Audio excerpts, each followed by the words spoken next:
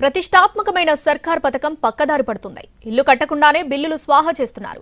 అలాగే మంజూరు కాని వాళ్లతో ఇల్లు కట్టించేశారు. ఆదిలాబాద్ జిల్లాలో జరుగుతున్న అక్రమాలేంటో మీరే చూడండి.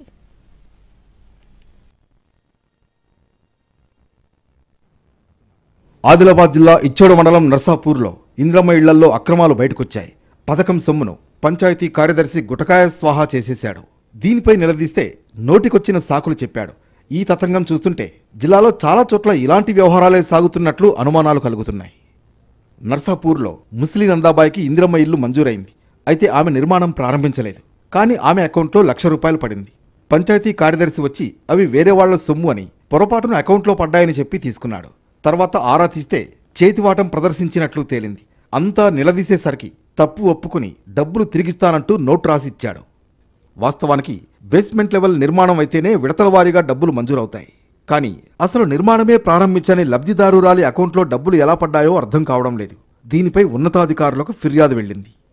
ఇదే విషయమై అధికారులను అడిగితే పొంతనలేని సమాధానాలు చెబుతున్నారు.